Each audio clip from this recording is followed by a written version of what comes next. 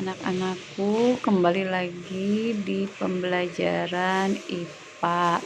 Masih materi internalisasi nilai-nilai religius, struktur bumi dan dinamikanya, keajaiban planet bumi dalam pandangan IPA. Kali ini kita akan mempelajari bab tentang hidrosfer ya. Kita lihat materi hidrosfer. Oke. Nah, ini adalah materi tentang hidrosfer. Masih ingat 3 komponen bumi itu apa saja? Kita singkat menjadi ALI. A-nya atmosfer, L-nya litosfer, dan H-nya hidrosfer ya. Nah, sekarang kita ke lapisan yang ketiga atau komponen bumi yang ketiga. Perhatikan gambar 1.50 ini. Di dalam Al-Quran, Allah menyebutkan ada kata daratan atau bar. Nah, ada kata daratan atau al-bar. Kita lihat di sini. Di sini ada al-bar ya. Al-bar. Ini Allah menyebutkan kata al-bar itu sebanyak 6 kali, dan Allah juga menyebutkan kata albah ya. Albah ya. Albah itu kata albah sebanyak 19 kali ya. Abah itu artinya lautan. Jadi di dalam Al-Quran itu telah menyebutkan kata albar dan albah ya. Oke. Albar itu daratan dan albah itu adalah lautan. Dalam Al-Quran adalah 6:19. Nah, ini dalam Al-Quran. Dalam Al-Quran 6:19. Nah, 6:19 ini kita buat ke dalam persen, yaitu 6 dikali 25 kali 100 dan 19 dibagi 25 dikali 100 ya. Sehingga perbandingan antara lautan dan daratan itu berbanding 24% berbanding 76%. Jadi daratan 24% dan lautan 76%. Nah, ini ya. Nah, ini adalah perbandingan lautan dengan Jadi permukaan bumi lebih banyak diliputi air. Diliputi air sekitar 3 kali luas daratan. Nah, di antara tanda-tanda keajaiban ciptaan Allah adalah lautan. Lautan itu mengelilingi sejuru atau penjuru bumi. Allah Subhanahu wa taala telah dengan kekuasaannya dan kehendaknya menahan air laut sehingga tidak meluap dan mengalir ke daratan untuk menenggelamkannya. Jadi meskipun daratan dengan lautan itu lebih banyak lautan, tetapi Allah itu mampu untuk tidak menenggelamkan kita. Alangkah agungnya tanda-tanda kebesaran Allah dan alangkah jelasnya petunjuknya ya. Di sini kita diceritakan dalam Al-Quran, dalam firman Allah, yaitu surat An-Nahl ayat 14 ya. Nanti kalian buka apa itu isinya ya. Nah, kita lihat di sini mengapa sih mengapa foto ini warnanya biru. Nah, mengapa foto ini warnanya biru? Nah, sekarang kita lihat kenapa warnanya biru. Oh, ternyata warna yang dominan pada bola dunia tersebut domain 70% bagiannya warna biru. Mengapa? Karena menggambarkan perairan yang ada di bumi. Dengan kata lain, bumi yang kita huni diselimuti oleh air yang sering disebut hidrosfer. Sama halnya dengan atmosfer dan litosfer. Hidrosfer juga dari bahasa Yunani yang berasal dari dua kata ya, yaitu hidros dan sapir. Hidros air dan sapir selimut. Jadi litosfer merupakan lapisan air yang menyelimuti bumi. Hidrosfer tidak hanya meliputi perairan yang luas seperti laut dan samudera, tetapi hidrosfer juga meliputi air di danau, sungai, air tanah, dan uap air yang ada di udara. Air banyak sekali manfaatnya bagi kehidupan, baik bagi tumbuhan, bagi hewan, bagi manusia. Nah, di antara untuk tumbuhan, air ini berguna untuk melangsungkan proses fotosintesis di antaranya ya. Sedangkan untuk manusia, ini air itu berguna untuk metabolisme dan memenuhi kebutuhan hidup ya. Jadi tidak ada makhluk hidup yang tidak hidup tanpa air ya. Jadi semuanya memerlukan air untuk kelangsungan hidupnya. Nah, sekarang pertanyaannya, apakah air yang ada di bumi ini akan berkurang dan habis? Jawabannya tentu tidak ya. Jadi air di muka bumi ini tidak akan berkurang dan habis. Mengapa?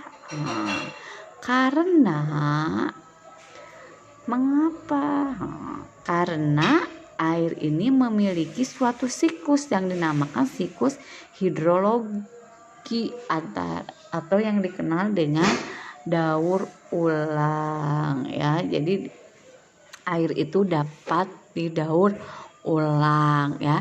Siklus hidrologi atau yang dikenal dengan siklus air. Dari mana siklus air itu bermula? Nah, kalian harus tahu nih kenapa air itu ada. Nah, air itu bermulanya pertamanya dari ketika panas matahari. Nah, kemudian panas matahari itu menguap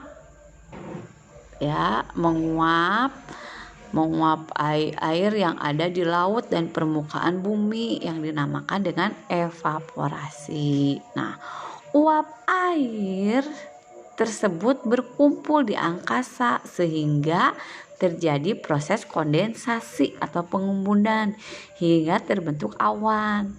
Nah, awan tersebut kemudian dibawa oleh angin.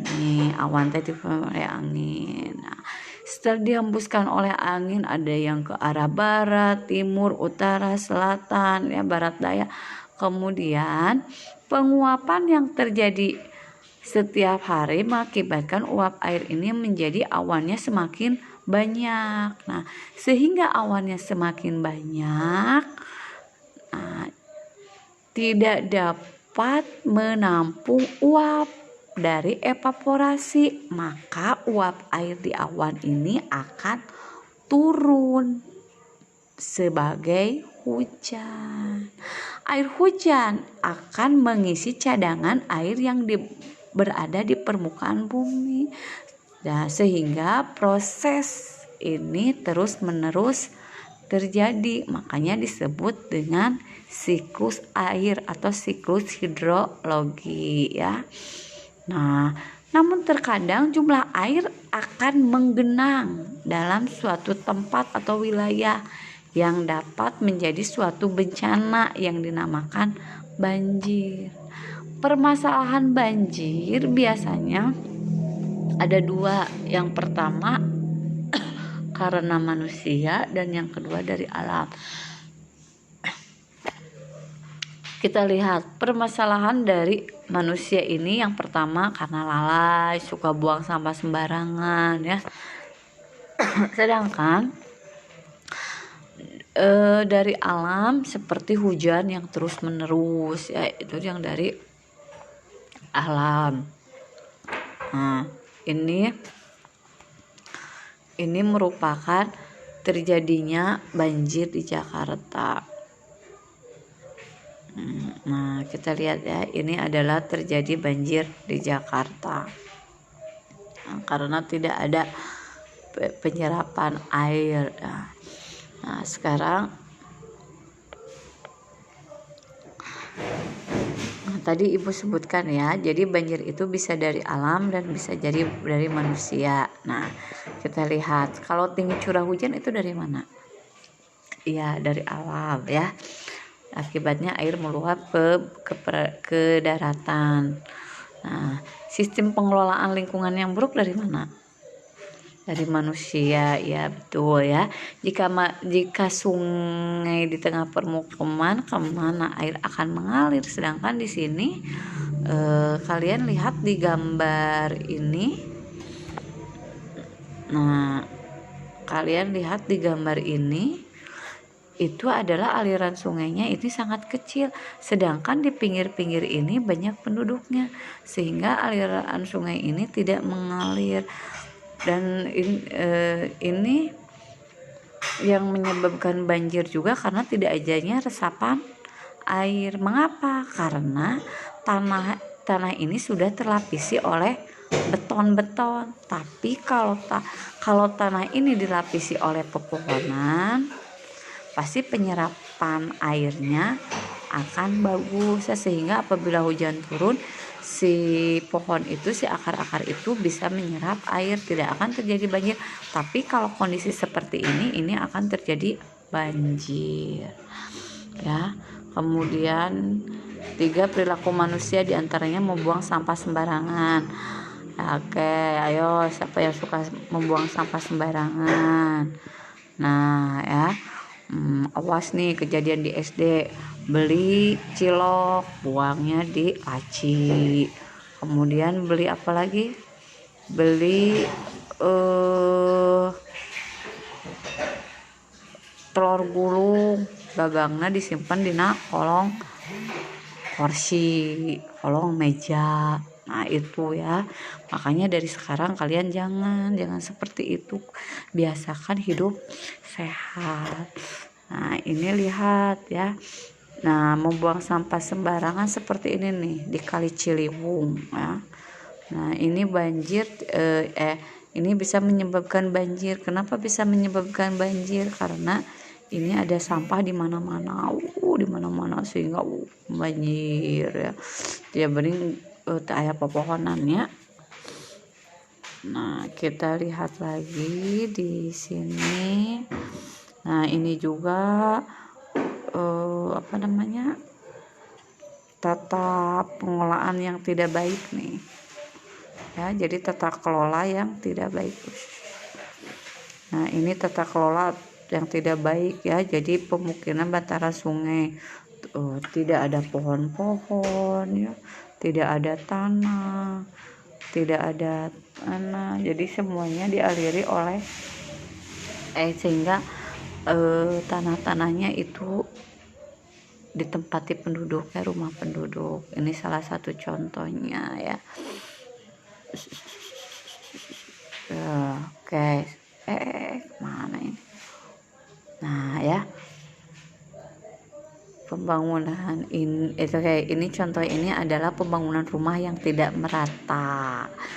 Nah, sekarang apa sih dampak dari banjir? Dampak dari banjir itu satu, kerusakan fisik ya.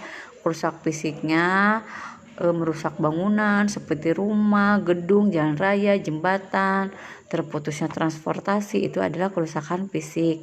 Yang kedua, korban jiwa.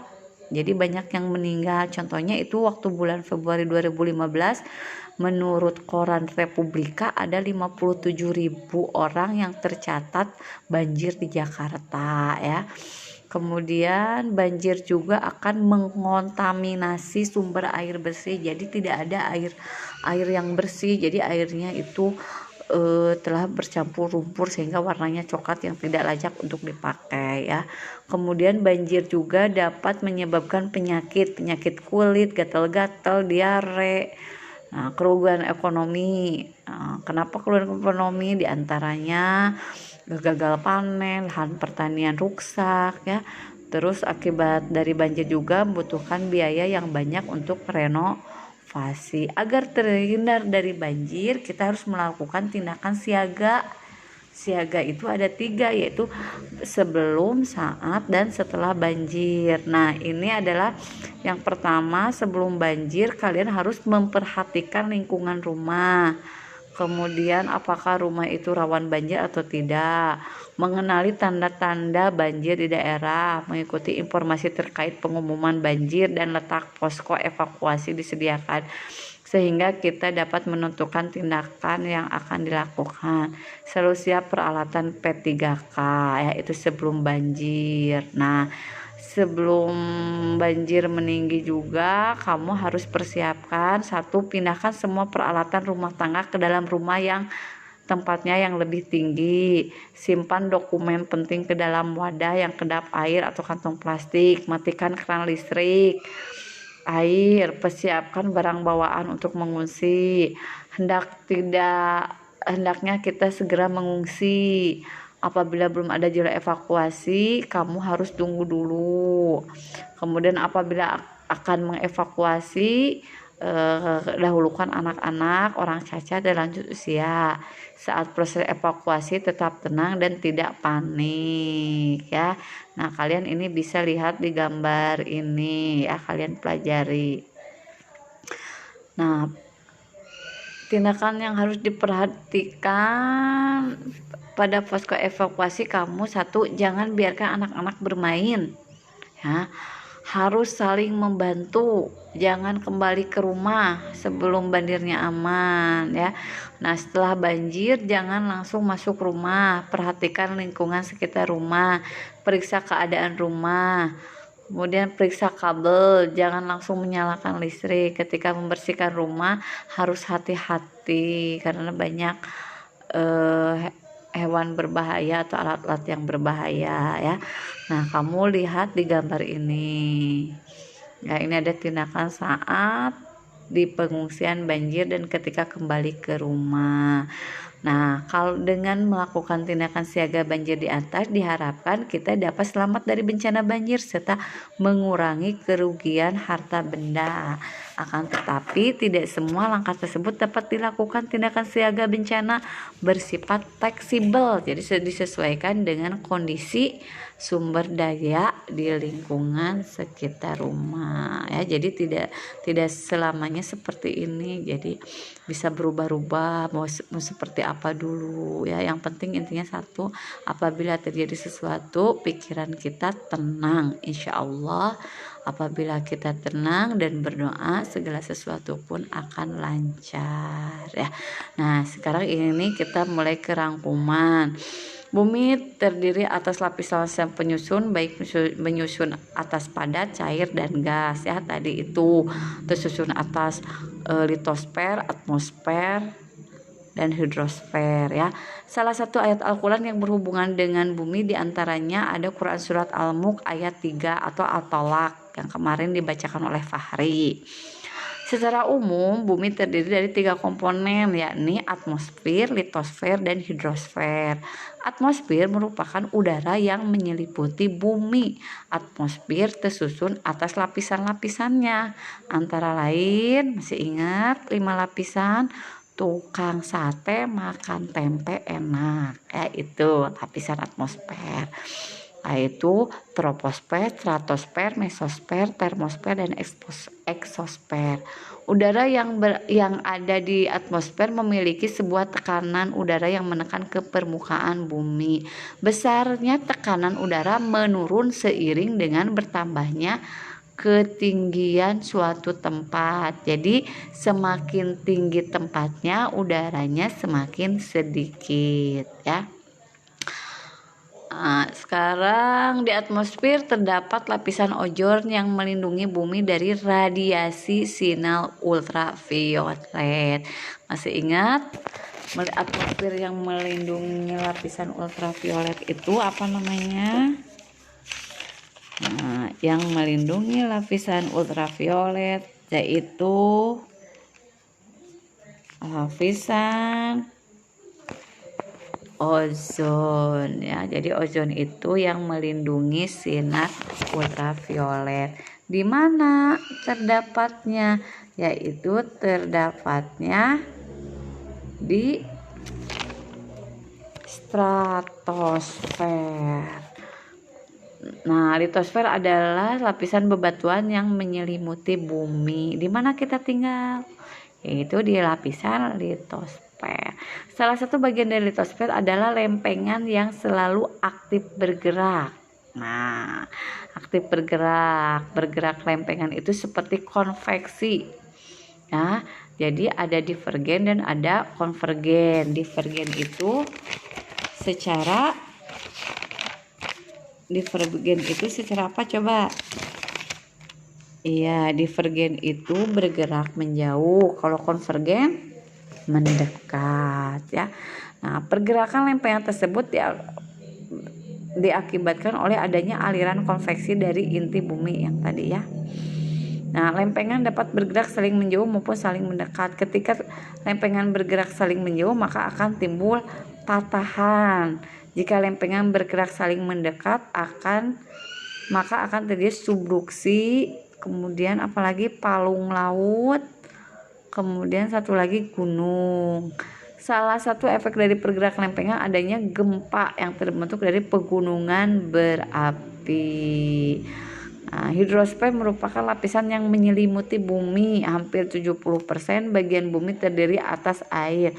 Air yang ada di bumi memiliki siklus hidrologi yang merupakan proses daur ulang air secara terus-menerus ya.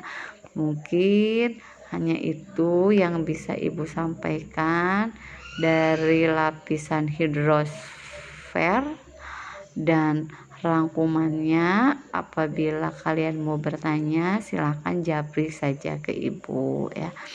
Sekian dari Ibu. Wassalamualaikum warahmatullahi wabarakatuh. Oh iya, jangan lupa setelah ini nanti kita ulangan bab struktur organisasi materi struktur bumi dan dinamikanya ya.